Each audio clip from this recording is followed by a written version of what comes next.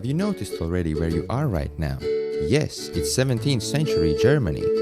We are at a Lutheran church. I want you to look at this patient pastor.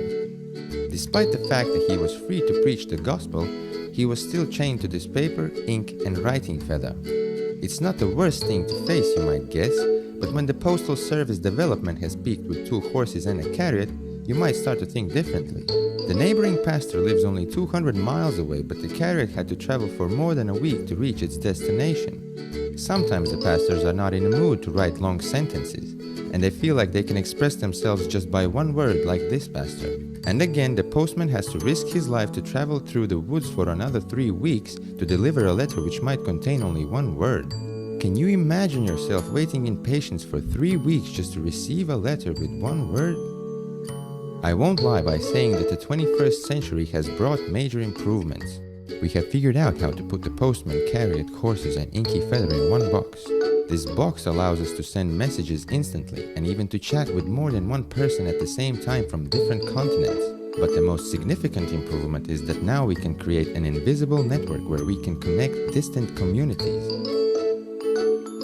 In only 4 years, we've managed to connect 7 continents with lots and lots of people.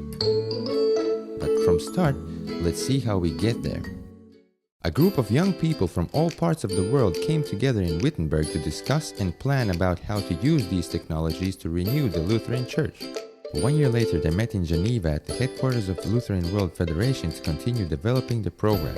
After all this hard work, they deserved a trip to Taizé, where they spent a few days with the Taizé brothers. Later, back home, each of them joined in common fellowship through the internet with a virtual conference where all young people could share in common worship, sing with each other, celebrate, and pray.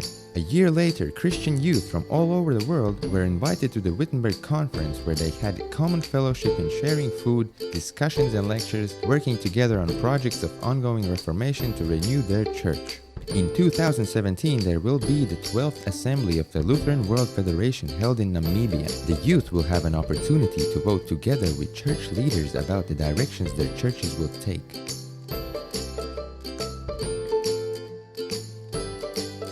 It looks like the Reformation is still taking place.